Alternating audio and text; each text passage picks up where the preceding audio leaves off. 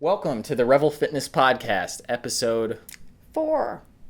Is it 4? Yeah. Oh, okay, episode 4. That means we've been doing this for 4 weeks now. This is the 4th week, and I forgot a particular piece of audio recording equipment, so if it sounds a little worse, I apologize. But today we're going to be talking about purpose. Actually, today's going to be a smorgasbord episode where we talk about whatever we want, but we're going to start out with purpose. Yeah, and the reason we're talking about that is because twofold. One, we kind of talk about this a lot among ourselves pretty regularly anyway. And then yesterday, I listened to a talk by Gene Houston and Neil Donald Walsh on soul purpose. What's the purpose of our, what is our soul one? I actually, it came from an email from the Chopra Center. Chopra, but yeah. Chopra, yeah. Deepak Chopra Center, yeah. I've been doing that 21-day meditation challenge, so that's where it came from. So the interesting part about it for me was that both of them had different ideas of what your soul's agenda is, but it all boiled down to the same thing, and that is our purpose of being a human is really about love and kindness and connecting with each other on that basis. So it made me start thinking about all of the theories I've ever had and how they've all culminated in, for me, really it's all about connecting. It's all about not being separate from you and not being separate from, the mass murderer on death row, that we are all one. And coincidentally, I'm several days behind on the meditation thing, but when I did the one that I did today, it was all about judgment. And when you have no judgment, you see everyone in a kind light. So that's why I wanted to talk about it today, because it's just on my mind, and I want to talk about what your theories are and what you're thinking about it, because I know you have been. Well, I don't know what you're talking about exactly, what your point is, but I do. Well, you said a lot of things, but yeah, I did. One of my theories is, so if you look at the universe as one big thing, because we're all from the same stuff, we're made of the same particles and everything, that right there, that's a common ground that everybody can find. I'm made out of the same particles you're made out of, and we're living on the same planet. There you go. But if you look at just like a theory of the universe as it was one consciousness, and then it was like, well, this is kind of boring. I don't have anybody to talk to. Let me split myself up into 1,000 different viewpoints. So like each person is the universe looking in on itself without being able to talk to the other parts of itself.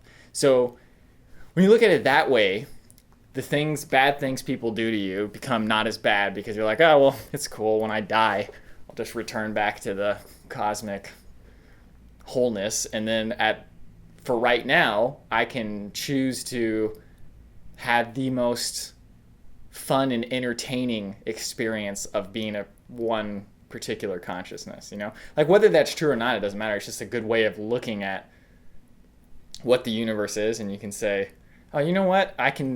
Of the myriad different things I can do right now, how about I do the thing that provides me the most fun and pleasure and you the most fun and pleasure?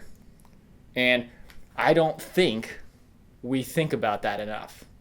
Like every day when we get up, we say, well, how can I do something that provides me with the most fun and other people with the most fun? And it really boils down to that. Like, it sounds kind of frivolous, fun, but what else would you do every day? Because there's no real point in saving the world in the sense that everybody's going to die anyway, Okay. Like if you're just like talking about like, oh, we forget about fun, we just gotta like make things right and justice and all this. But ultimately, well, that's kind of a tangent. I'm not trying to go down that road right now. But you know what I'm saying? I do, actually. And I actually think that doing that, or things like that, like looking for the best way to interpret any situation, or looking for the way to have the most experiences, and to not decide whether they're fun or not fun, but to have those experiences and actually experience them as you're having them, and where you have control, where you can make things more enjoyable for you and others, then of course you would do it. I think that is how we save the world, because so much of what we spend our time doing, is working, cleaning the bathroom, and washing the dishes, getting food in our bodies. All of those things are I suppose necessary, but we don't even pay attention to them when we're doing them. So true. yeah, our minds are somewhere else, and usually in the past, or worrying about something in the future. So we're not even enjoying the mundane things. I think I told you earlier today we were having lunch, and I was thinking about this topic about how can I bring that presence at every moment and find what is good in every moment. And as I was driving down Keystone today, and cars are merging in and out, and I was just struck with this, how amazing that is. That it's, first of all, it's pretty. You got cars just swerving in and out and going around circles. It's just pretty. And they're all different colors, and you got all these different human beings in there with their, their thoughts and all of that. But it's also amazing because we don't kill each other. We literally kind of, I don't have to go, hey, I'm gonna do this, I'm gonna do that. Everybody sort of feels what you're doing. And you got this beautiful dance of automobiles. That's the most pleasant ride I've ever had to the studio or to anywhere else, because I was right there thinking only about that, not where, am I late getting to the studio, or will there be any students here today, or will the computer work? Do I have enough gas to get there, which is probably something I should think about, because that's a problem for me. But yes, and it inconveniences others yes, when you run out of gas. Yes, it does. I have a full tank right now, by the way. But it was just being present to get a ton of joy out of something so mundane as driving to the studio from the house. Well, see, I think like everybody knows that they can enjoy every different thing that they're doing. I don't think everybody knows that. Well, no, I think everybody knows it on a subconscious level. Okay. It's just nobody's able to do it because of health. Like, I feel like health is the key base layer for any of that to happen, because it kind of creates like this filter on anything you do. When you feel like crap, doing the dishes is literally painful. Like, it's not even like a mentally painful thing. It's like physically painful too. That's true. For like a sick body. It's like, I don't want to be doing this. Stop doing this. So it just like colors everything, and you're like, oh God, life really sucks. So I feel like to get to that point, that's why nobody ever achieves that, because it's such a rational, obvious thing to say, right? Like, oh, I could be enjoying this. Like, why don't I enjoy this? Why don't I like think of creative ways to make it fun? Like, why don't I do this or that, Mm-hmm. Well, I will tell you that I think, although I agree wholeheartedly, it is so much easier to enjoy your life if you feel good. But I do think with practice, even when you don't feel good, you can enjoy things. Like, I think I told you right before we started this, I have a headache. I was laying down before we started it. But I'm enjoying this even though my head's pounding, because I'm focusing more on this conversation that we're having, this dialogue, and I find it extremely interesting. I don't know if anybody else does, but I definitely do. Well, I guess for me, like, I feel like we should all give ourselves the best chance possible. Absolutely. And like, I wouldn't even try to be positive when I don't feel good. Like, it's just not worth it to me. So I just try to stay away from other people when I don't feel good. That's probably not the best way to do it. But sometimes you do, like, if you can find something else to distract yourself with, your body like kicks into overdrive, and then it gets rid of the bad feeling too. So I think it goes back to the topic we had, what was the last time, on practice. I was not always this way. And that's another thing I've been thinking about, is how much closer I was to what I believe the ideal is when I was a child. Like, I literally wanted to do everything, and I felt like I could, and the more I did it, the more energized I was. The simplest things, like I don't know, taking apart like a music box for no apparent reason at age 9. Of course, when I put it back together, I screwed down the tongs too tight, and I turned it on, and they all broke. And for a half a second, I was really upset. but it's a lesson I've kept in my mind forever, which is don't tighten things too tightly. But my point is, as a child, I was invigorated by that experience or any experience, and I loved everything I did until as I got older, and then I was really enjoying something, and someone would say, someone who I respected, and I'm not thinking of any particular person, just many people at different times, was, oh, that's not good, or they're not treating you right, or that you're spending too much time, putting a negative bent on it. And I was my brain and consciousness was so malleable that I sucked that in and made it my own, so that I suddenly didn't like what I liked the day before because I was starting to see the negative things in it.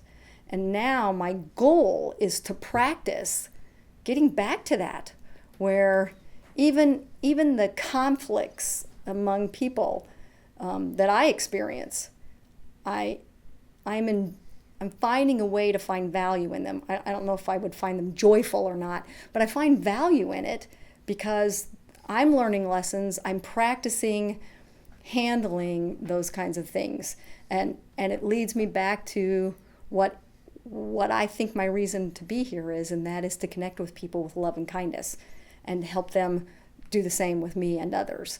So all of those kind of lead me back to what's my real purpose being here on earth. From a practical standpoint, I really think my purpose here is to teach people to dance and love their own bodies and accept themselves as they are, and just stop judging themselves, particularly their appearance. That's my concrete thing, and the nutrition comes into that. But at the bigger picture, I really believe it all leads back to I don't want to be separate from you. I don't want to be separate from anybody else. I think that's why we all are trying to connect, is because we know we're not separate. Somewhere in our being, somewhere in that stuff we were made of, is the code that tells us we're all connected. Does that make sense to you at all? Yeah, no, it does. I Okay. was just thinking about it. It's kind of a problem with the audio podcast. It's like, we just want to sit there and think. Yeah. There's nothing to listen to.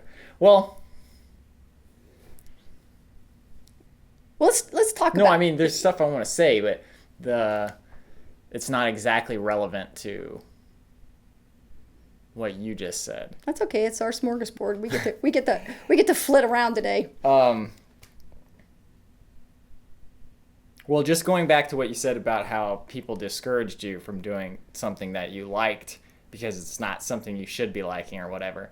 I was listening to Bill and Wyatt, these two guys who do a podcast called the Devil's Bench podcast, and they were talking about playing video games and how it's stigmatized, right? It's like they play video games with their friends online every Friday. Okay, and to an outsider, that sounds like, what are you guys doing? Like, you guys are 30 years old, you're playing video games. It's like, it is no different from getting with your friends and playing poker every Friday night. And it's just like, it's a generation gap, I guess. People don't understand it. And it's, lots of times it's not a generation gap, it's just like a knowledge gap. Because there's people who don't play video games who don't understand that it is not just like, I don't know what people think it is exactly, but it's like playing any other sport, game, any social activity. It's the exact same thing. Literally the exact same thing, just a different medium that you're interacting with. Well, as a parent, I can tell you that when you were smaller and Mario Brothers came out, I had no problem with that. As you got older and more mature, I saw more of the guns and violent looking things. Sorry. For those of you just listening, I touched the table and there's a recorder and I wasn't supposed to. So, and I struggled with that until Halo came out, and you guys were playing online and you were strategizing and you were cooperating and you were fighting the aliens, and I could understand what was going on. Couldn't necessarily play it or anything, and and from that connection that you guys were making literally with people all over the world. Like sometimes I'd say, oh, who is that? And you're like, I don't know, some guy, he's on the internet. It gave me a whole different perspective, but I don't think that people don't watch video games have any idea how you're connecting with each other. Yeah, no, they really don't have any clue, because I don't think people even understand the amount of time and effort and art that goes into making them. It's just like, it's weird that it's stigmatized and how many billions of hours goes into creating them. Like, yeah, there's billions of hours that people put into playing them, but they're worth being played. Just like any good movie or good piece of art is worth spending time on. You imagine a book, okay? A book sometimes can take you like 20 hours to read. A game lots of times takes half that time to play. But it's like, it's weird that there's a stigma attached to it. Like, but anyways, the whole point of what I was saying about this is that I think if your passion is for something that people don't necessarily think you should be doing, like, it's really, you have to put the blinders on and be like, you say whatever you want about it, but I know how much value I get out of this. Like, I used to play, there was a time just like a year and a half ago, all I wanted to do every night was play Battlefield with my friends. Okay, Battlefield is such a great game. It's like, I can go into about the game, but the point is that someone close to me was like always giving me a hard time for playing that instead of talking to them.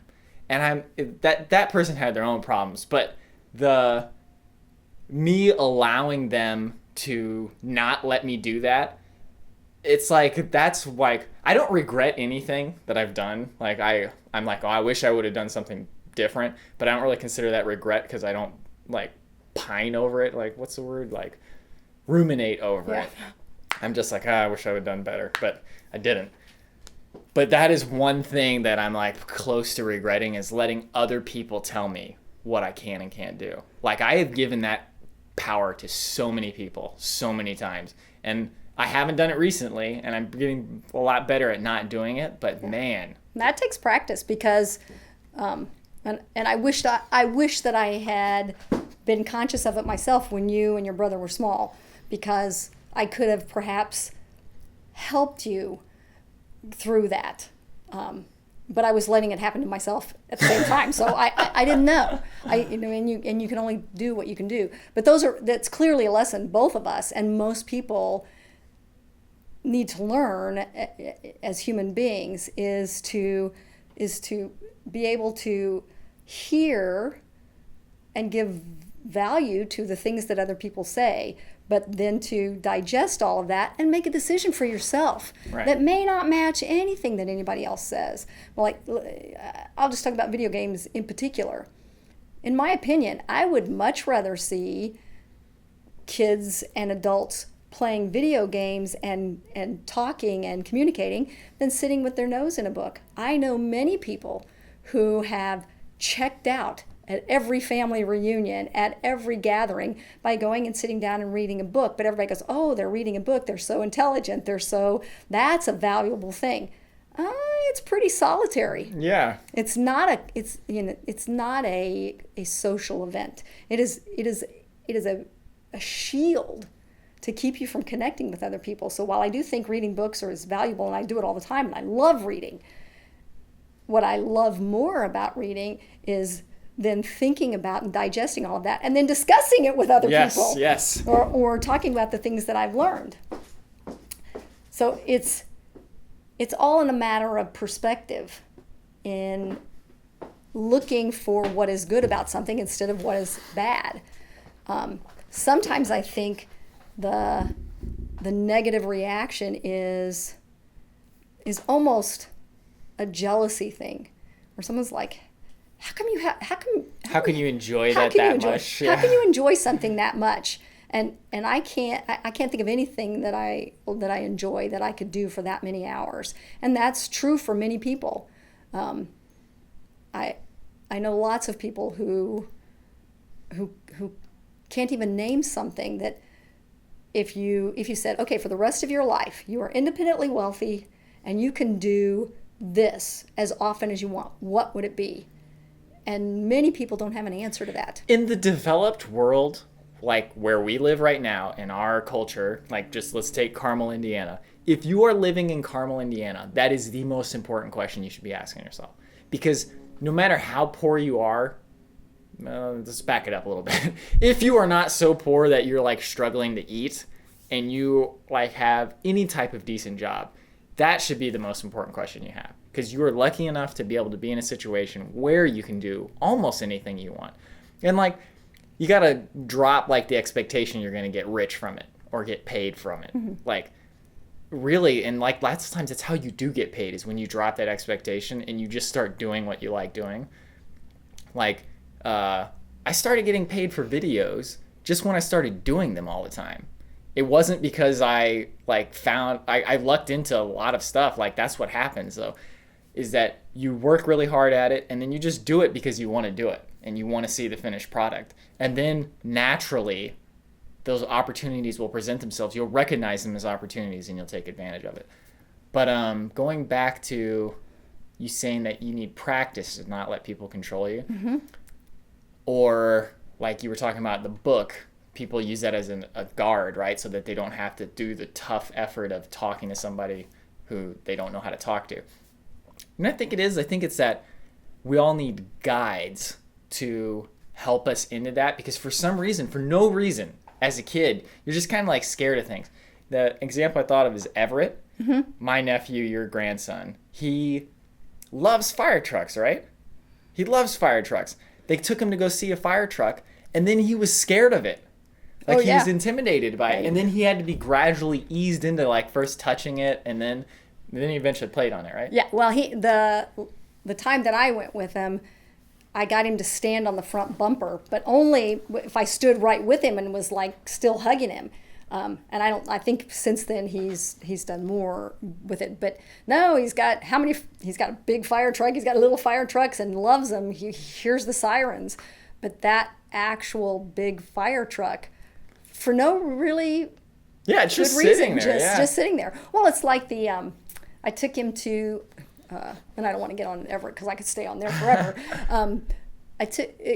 I went to visit, and Diane and a friend of hers and their kids in Everett, we all went to the Children's Museum. And there's a play area, and there's the chicken truck. It's just one of those cars that rocks, only it's a truck, mm-hmm. and it has stuffed chicken cage on the back. And we were over there, and Everett was mesmerized by it. And I said, "Do you want to get on?" No. And he just stood there and watched other kids go and go and go. And then after, 10 or 15 minutes, and the other kids and Diane and her friend were, off doing other stuff, and Everett and I were just there, he finally put his hand on it. And of course, the other kids that were in it were like, "Get your hand off." And their parents were, "It's okay, let him touch it." And so he just left his hand on it for a while. Then he wanted to press the button to make it start. And we just stayed there. And then finally he said, "Up." And this was before he talked really well, so I put him in and he rode. And of course, he didn't want to get out, but you had to take his turn. But I think you're right. I think it's having someone that will just sit with you in your fright or your fear or your apprehension until those chemicals that are going through your brain get through it. They get through your body, the cortisol's gone, and then you're ready to take that step. But if you don't have someone along the way to say, "No, it'll be all right. It'll be fine." Some safety net. Well, what I meant to say was, I don't think enough of us get that when we're kids, because then once you're an adult, you have to be your own person doing that. You have to have like basically two of you. One of you is like, "I don't want to do this, I don't want to do this," and the other part's like, "It's gonna be good for us. Don't worry, we'll be fine. Let's do this." And then if you don't have that baseline of somebody who's done that for you, then later in life, it's really difficult to do those things. It is. And I think what we forget is that it doesn't always have to be you that's the guide. There are plenty of people who will help you through anything, like Facebook. I think the whole Revel community is helping me with Facebook because I'm scared to death of it. It makes me nervous. I'm always afraid I'm going to break it or something. I don't know what I think. But like last night, somebody took a picture of a plaque we have and posted it. And I saw that she posted it as soon as she did. And so then I posted something giving credit to the person who brought it in. And she was sitting there and she said, "I'm so proud of you." And I don't, more than any of the posts that I've done successfully, the fact that Angie said she was proud of me and that I'm getting better at Facebook gave me so much confidence that, yeah, I can do this eventually. That's good. Yeah. You need people who are going to build you up, not tear you down. And I was just thinking, like, what is the hurdle behind doing things? A lot of times it's just people who already know it tear you down. Like, I do that to you all the time. Oh, on yeah, Facebook. all the time. So, like, you should be able to do this. Yeah, no, and it's like, that's not helpful. Like, that doesn't help you learn it. And I think that's what happens a lot of times with parents and kids. Like, have you heard of Ferberizing? No. Ferberizing is like where a baby is crying in the other room and you just let it cry itself to sleep. God, I can't stand that. Like, that is, oh God, it's putting an adult mind into a child. As if that kid has some agenda for crying. Are you, like, crazy? Yeah. Like, when they become, like, maybe 3 or 4, they might have an agenda. Okay? But when they're, like, 2 or younger, there's no agenda there. They're scared of something, or they're not feeling good, or whatever. Yeah, there's a problem. Yeah, I wholly agree with that. That if an infant, particularly a newborn, is crying, if that infant feels good, it will not cry. Yeah. And there's a reason. And sometimes it is that they're lonely. When they've been inside their mothers for 9 months, they don't even know they're separate from them. Mm-hmm. That's a process, learning that you and your mother are not the same thing. Mm-hmm. And that takes time. And when you are separate from your mother as an infant, it's scary. It's just scary. So I'm right there with you. I think the idea that somebody's supposed to know something they don't. You cannot know what you haven't learned. That's true. Yeah. There are certain things that I think are instinctual and you sort of have a feel for them. Yeah. Like, that you need to eat. No one has to say, "Oh, okay, you feel hungry now. That feeling is hunger. Go get some food." If you're hungry, you need to eat some food. Yeah. That's pretty instinctual. But most things, you can't know it until you know it. And some things can only be learned by experience or being exposed or by practice. Or by mimicking. Mimicking, whatever. Yeah. Play, all of those things. And it is a weird phenomenon that the people who have learned it trivialize that knowledge that they have, or they make you feel bad for not having it. Yeah. Instead of going, "Oh my gosh, what a gift I can give. Yeah, because I've got this knowledge, I can impart it." Sure, yeah. Yeah. That's a much better way of doing things. It's different. I don't know if it's better, but I could be wrong, but I think it's better. No, it's better. It's better. Okay. You don't have to be so non-judgmental. You don't make judgment calls on things that are very black and white. Yeah. But I mean, it helps everybody. When you help others, it helps everybody. It's like there's this strange mentality that, at least I feel like it's there. I don't know I could be wrong, but I feel like we all have this strange mentality that somebody's out to get us and that we gotta cut somebody else's throat before they cut our throat. And it's like sharing knowledge. Like, oh, I can't share knowledge with them. It'll give them a competitive advantage, Yeah. I think that comes from the idea that that the world is a scarce place, that there's not enough for everybody. Yeah. When you really get it into your brain and to your bones that there's enough to go around. The more successful people are, the more successful anybody is, the more successful everybody can be. Yeah. And that there will always be enough. When you lose, sometimes you know that, sometimes you don't know it. And when you lose track of it, it's a downward spiral until you hit bottom, and then you climb back up and you go, "Oh yeah, there's enough." Oh yeah, and now I remember. Yeah. But I do think there's a little bit, I also think there's a biological part of that. Our reptilian brain. Oh, that's true. Yeah, our reptilian brain is designed to assume everything unusual is bad. So you will protect yourself first. Yeah. And then open up to it. So that you don't, when you think about it in that term, or in evolutionary terms, you don't have time to make a decision whether something is good or bad when you see it. It's just something's out of the ordinary, go run and hide for a second. Exactly. Like, just start sweating and run. Like, that's the fight or flight. I was actually reading about that recently, about how in all of our stressful situations are like being rejected. It's the exact same physical response as like being chased by an animal or something fearful. Yeah. You know? Yeah. It's that fight or flight. It is. And then there's that rarely talked about the third thing, and that's the freeze. Because that's what generally happens. That's what happens to Everett when he gets around something that he's not used to. He's like, I don't know about this. And then it takes deliberate practice on his part, or whoever's with him, or with anybody for that matter. That's what makes us different from other species, is that we do have the rational mind that can go, okay, yeah, I'm scared. Now let me set my fear aside. I've stopped, or I've ran away. I've done whatever I needed to do. Let me see if I can't figure out what this is and really delve into it. And generally speaking, there's, other than, fire and uranium, stuff like that really are harmful. Most things are not going to kill you right away. You have a chance to figure it out, especially relationships.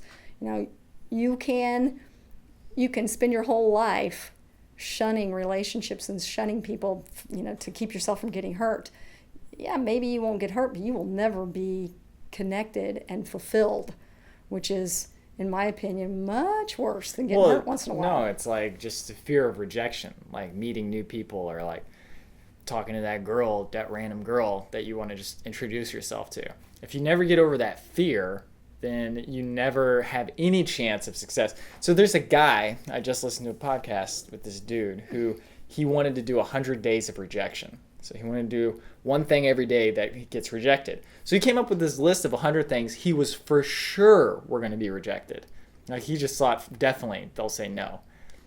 And then as he went through it every day, eventually in the end, he got like 52 yeses, 48 nos. So most of the things that he thought for sure would get rejected, he got in. But the point was, he learned all these different ways of, first of all, being able to deal with rejection, and then also how people reject people well. So like, how can you reject somebody when you don't want them to do whatever they're asking to do, and you do it in a good way. And he was like basically saying that if you just give people a good reason why you're saying no, then it feels good to both people. They're like, oh, okay, well, that makes sense. That makes sense, yeah. Yeah. As opposed to saying, you're bad, I'm rejecting you. Right, yeah. It's like, no. But where was I going with that? I'm not sure. Not sure either. Yeah, I don't know. But it reminds me of when I used to practice law regularly and was in-house with a company, and decided to go into their real estate leasing program, which was, I'm not a salesperson. I've never considered myself a salesperson at all, but I read this book called No Bullshit Selling. I can't remember who it was by. Just a little, 50 pages long, or maybe 100, it's a little paperback. But one of the thing that he said was, first of all, you just got to be yourself, and you just got to be honest. There's no point in making crap up, because that will not work, because people will see through it, or you'll make a few sales and then you'll never make any again. But the important part, based on what you just said, is that to sell, you have to cold call, which I find the most horrible thing ever, because you're not even face to face. You're on the phone trying to create a relationship with someone who doesn't know you. It's just crazy that you would do it. And his advice was to make a list of people or companies that you're going to call as long as you can, and then just for a week, every day, do nothing but get on the phone. And don't even worry about trying to sell anything. Just get someone to talk to you, and just keep doing it. Just, talk about sports. Until it becomes easy, and then suddenly the rejection doesn't even feel like rejection anymore. It's just like your conversation is ended. It's part of the job, yeah. Yeah, the conversation has ended. Like, I'm having a conversation with you. Oh, we don't have anything in common. You're not interested in my product. Oh, see ya. No problem talking to somebody else about it. And I did it. I didn't make it quite a whole week, but the first 2 days, I really thought that it might kill me. It was just horrible. But then after that, I started, I just started being able to talk to people, and I did get a couple of people to go look at some of our spaces, but more importantly, I got past that fear of the telephone and creating a relationship out of nothing. Well, this has just made me kind of like solidify something I've been realizing or learning lately, which is that everything you do that's worthwhile usually has a pain period. It's like when you first start doing it, there's a window where it is the worst thing. And man, you just hate it. And you're like, why can't this just be all the good parts of everything I like about this? Get past that.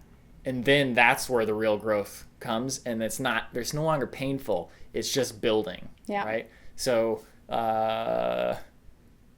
think of a good example that is relevant to me. I guess making our Adventure Archives videos on YouTube. When we first started, we started to realize how much work it was to set up cameras and actually make good shots and like get enough shots, and like it's not just taking random pictures and videos every now and then. It's like you really got to be constantly thinking about it, and you got to do all this. So we had 2 false starts before we shot our first episode, and we shot video for both those. I still have them somewhere. We went to Land Between the Lakes, and we went with other people who weren't intending to film a video. Like me and Andrew wanted to do it, but we quickly realized how much stopping and like going back for the camera and all this was involved. So yeah, I don't think most people who watch that think about how often you guys stop, set the camera up, you walk, a mile, and then come back and get the camera and walk that mile again. Yeah. And then the second time we did it, me and Andrew went, and just the place we went to wasn't suitable for it. But also we just like, that one episode, I might actually re-edit that sometime and just do it like a bonus video. But that one was not too bad. But anyways, in the third one, we finally did it. Like Andrew wrote like this list that was like, we called it, it's basically the creed. It turned into Greedo and then Assassin's Greedo. I won't get into that. But anyways, it's this list of things like, don't feel like doing this, but it's a good shot, do it anyway. They're like, don't like being like, oh, my hands are tired, I don't want to put this on the tripod. No, do it anyway. And it's like that pain period of like, at the beginning, you're like, God, this is so much work. You get through it, and then it's no longer like this grueling task. It's just part of the work, and then you no longer think about it. It becomes automatic. It's just like, oh, this is what I do. And then you get into the juicy parts, and you get to just like eat the filling of the watermelon, Yeah, it's funny that you're saying that, because the first thing I thought about is sugar. And that when you give up sugar, or anything you're addicted to, there is a pain period. So like the people who go on paleo, when we do the paleo challenges, almost all of them, if they've not done it before, they're very surprised at how the first 2 or 3 days they feel like crap, because they're releasing all those toxins. They're the things that they've been literally addicted to, they're not getting right then, like sugar in their brains and yeast and all the weird things in their gut are going, give me more sugar, I want more sugar, and making it painful. But once you get past it, it gets easier and easier, and the better you feed yourself during that time, it feels good, better. And yeah, we all have a lot of false starts. Like for you, you've been off sugar since a year ago Easter. I've not been as good about it, but in general, sugar's not an option for me. I don't think about having something sweet. I don't bake cookies at home. I don't bake things that are sweet at home using real sugar. In fact, hardly anything sweet at all. But getting to that point was really painful. Now it's automatic, and in fact, I can't, when I eat things that I know are going to make me feel good, if I stop for a moment and become conscious and present to the fact that I'm getting ready to put something really yummy in my body, it makes me happy. Like, yoo-hoo. Yeah, I'm going to be good. Or the times that I really do go to bed early, and I haven't eaten late, and I'm like, when I lay down, I know, I am going to get such a good night's sleep. I got such a good analogy for that I'm not exactly going to elucidate in detail, but it's like the goal of everything that you do is you want to really, really enjoy it and not regret it later. Yeah. So it's like you want it to be a single-edged sword. Yes, a single-edged sword, man. You can't get cut by that backswing, you know. This is like a one swing and you're like, oh, that was great. You're like, oh, okay, no backlash. Okay, great. But that's what eating healthy becomes eventually. Yeah. Because sugar, man, like, I'm pretty sure I've talked about this on the podcast before, but I have said before, and like I'm sorry if I'm repeating myself, but this is just so funny to me because even at the time I knew that this wouldn't stick. I said before, in all seriousness, I cannot live without Honey Bunches of Oats. I remember that. I was like, life is just not worth living. Like, if I feel bad, that's fine, but it's not worth living without Honey Bunches of Oats. I've not had Honey Bunches of Oats in like 2 years, and life is pretty good. So, plus, when you do have it, if you were to Yeah. have it, you would be so miserable that life would not be good at that moment. It would be so great for 5 or 10 minutes while I'm eating it. Yeah. My God, would it be great. Like, I'm just thinking about it right now. I'm like, that would be delicious. But it's just like, ultimately, not only is it unfulfilling, it is the opposite of fulfilling because it like damages you.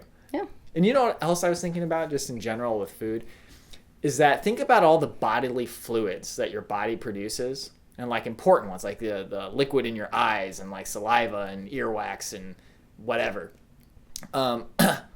If you do not eat the basic building blocks of whatever that stuff is, how does your body make it? What is it made of at that point? Yeah. So that's like, you can think about that. You're like, man, who knows? Yeah. Like- well, and some of it is just not getting made, or it's getting made in a much inferior way. Yeah. Until eventually your body revolts, like yours did. It was like, okay, you're gonna exercise this hard, yeah. and you're not gonna give me the nourishment. I'm gonna shut down. Yeah, it's like, I can't do this anymore. Yeah.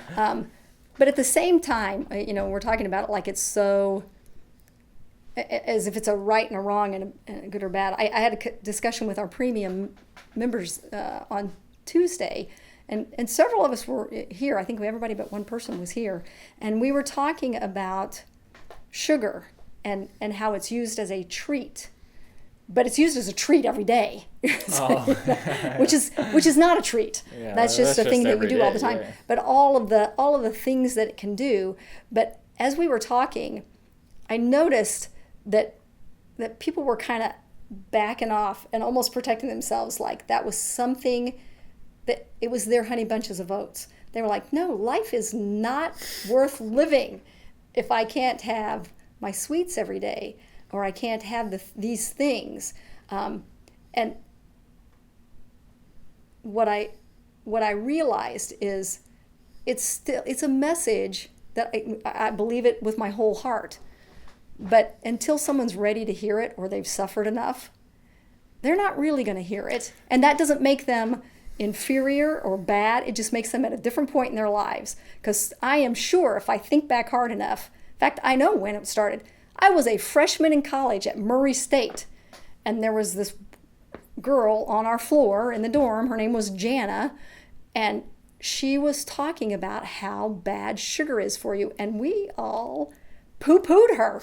Like, that can't be true. And she said, if you eat too much sugar, you will get diabetes. And we were like, that is not true. That is just not true. That's something you're born with. Crap. Yeah. You know, it's like, when I hear things like that, I'm like, how many things are we so sure of right now Exactly. that we're totally wrong about? Yeah. You know, it's like the list is probably infinite. But going to that real quick, I think sugar, for instance, it tastes great, man. Like when you eat like a piece of pie, it's like, not pie, like cake. Chocolate cake is like my thing. Eat a piece of chocolate cake, it's just like, this is great, man.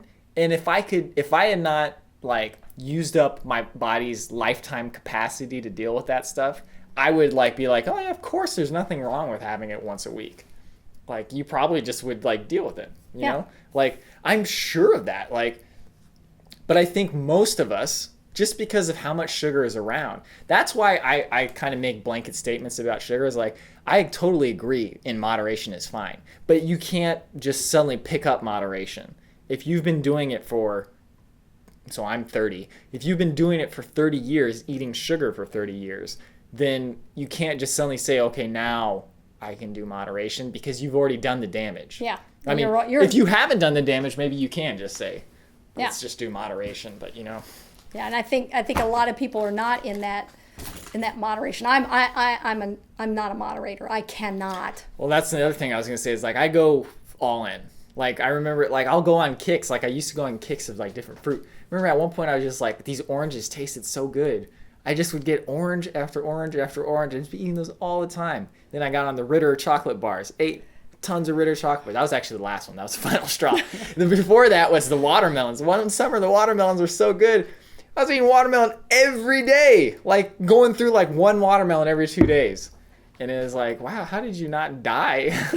Well, you almost did. Yeah, it was close. Yeah. I think that's right. And the problem, the secondary problem, or maybe it's the biggest problem, is that, and we've talked about this before, how your body, your gut is full of bacteria. In fact, without it, you'd be dead. But when you feed it sugary things, or things that turn to sugar really easily in your body, and you overfeed it, you are overfeeding the bad stuff. And literally, they are giving off toxins, their waste products, as they eat all that sugar and stuff. It's got to go somewhere. Yeah.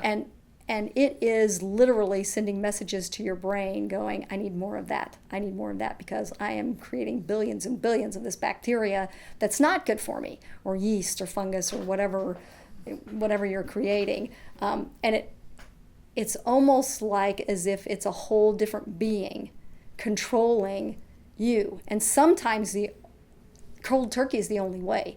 You gotta stop that. I'm gonna pull this full circle and bring this back to purpose. Okay.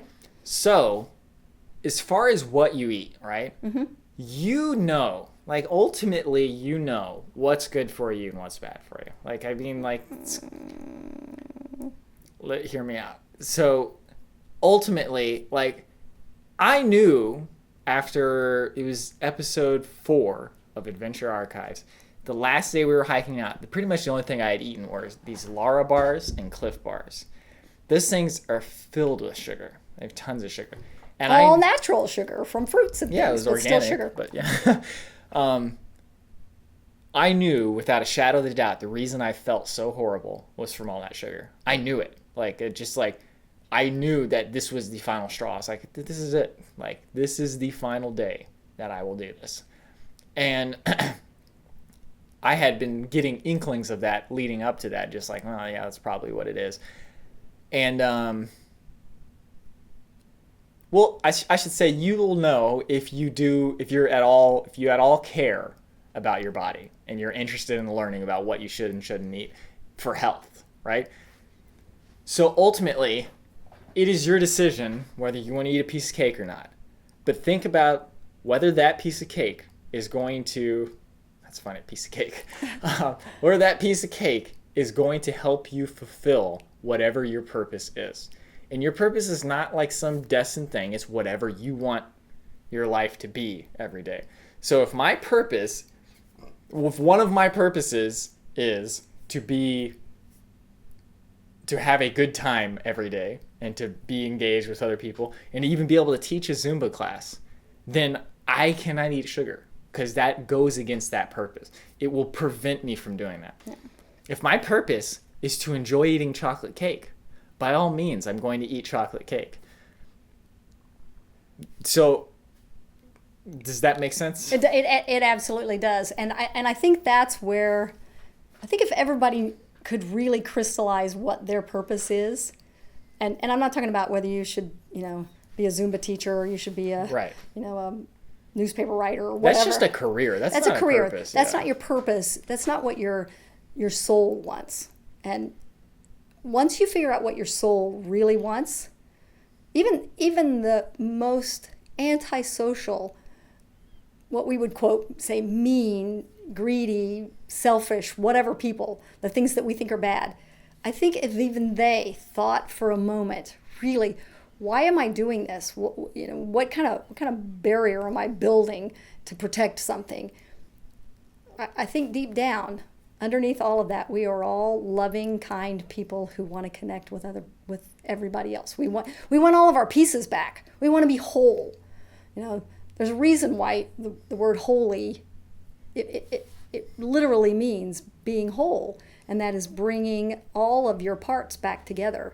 I think for me, that's my sole purpose, is to connect with all my parts again. And the easiest way to do that is to take good care of my body and my brain, so that when I have those opportunities, when I have a class and people stay afterwards to talk, not to go, oh, I got stuff to do, I can't do that, but to literally stop and connect with them until I'm finished connecting with them, or they're finished connecting with me, as opposed to all these things that I have to do.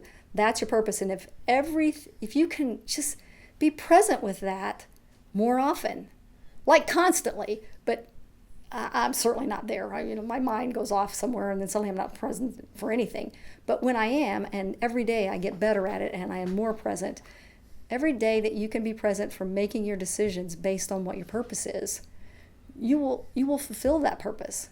If you haven't even considered what it is that you were put on this earth to do, you've not asked the right questions, and you're just not there yet. Well, my thing is like, here's what people need to, what I would do if I were other people, is like really look at like what this is, like what existence is, right? We're just like, we're here. It's like, why are we here?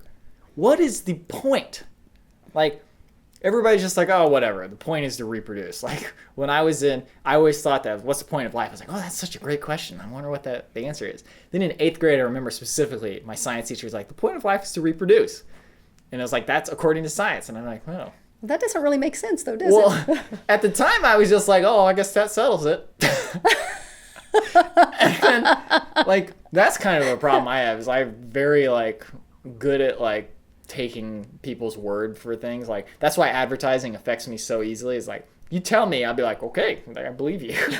But really, like, that's one reason to be alive, I suppose. But really, you get to make up your own reason for why we're alive. You get to make it up. So make up something that benefits you and everybody around you. Just, why else would you do anything else? Like, you can say, oh, I'm a solipsist, and like the world is just a bunch of solipsist. I don't know what that is. It's where you think that you're the only person who's actually real, and everybody else is just like figments of your imagination or robots or whatever. Point is, just the point is to go after, like, don't strive for what people say you strive for. Don't strive for a better job. Don't strive for money. Strive for what fills you with happiness and what fills other people with happiness. Whatever that is, the rest will follow. Strangely enough, Hulk Hogan, like, apparently there's some controversy with him and he's a liar. That's fine. Like, lots of successful people, they're liars. Who knows? Don't worry. Nobody's perfect. Yeah, don't worry about that. He did say one good thing, which was that, and this is only partially related. He said, get your health and your fitness in line. Get that figured out. Everything else in your life will follow. I'm going to amend that and say, get your priorities in line, what you really want out of life. Everything else will follow.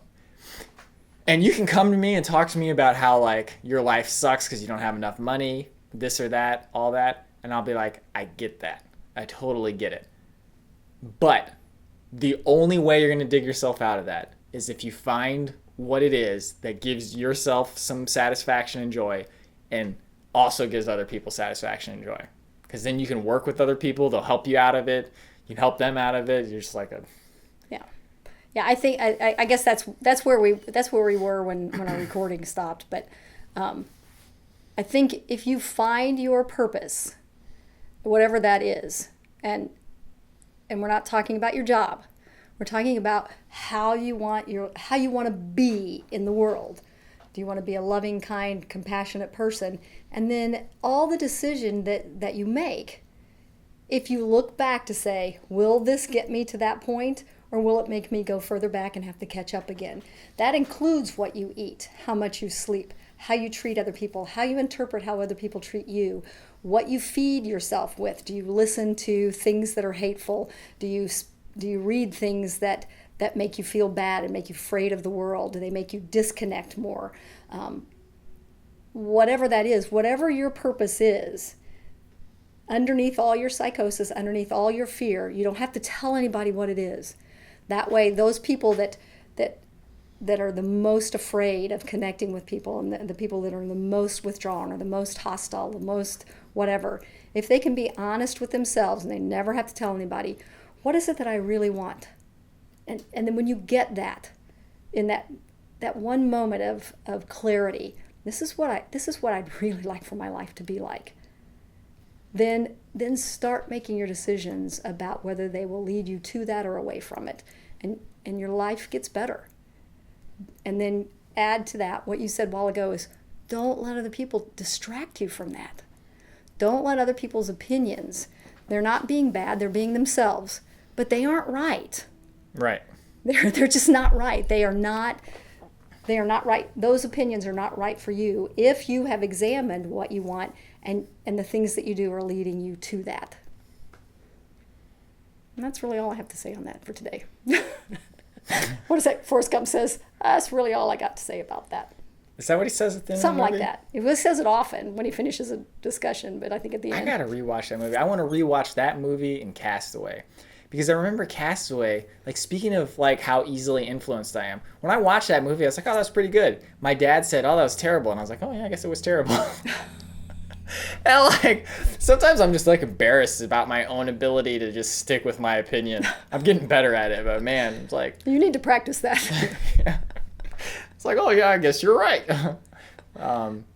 Yeah, that does it for episode 4 of, I was about to say Adventure Archives. It's not Adventure Archives. Episode 4 of the Revel Fitness Podcast. But if you haven't checked out Adventure Archives, check out Adventure Archives at patreon.com/adventure. You can donate $2 and you'll be able to see the next episode that's coming out on August 10th. Today. And it's really good. I saw it. Yeah. It's the best so far. That's pretty good. But if not, just stay tuned for another episode next week. I'm going to be gone next Wednesday, so we're probably going to record something ahead of time. But that's episode 4. I guess we talked about purpose and other things. Probably one topic next week. All right. Okay, high five.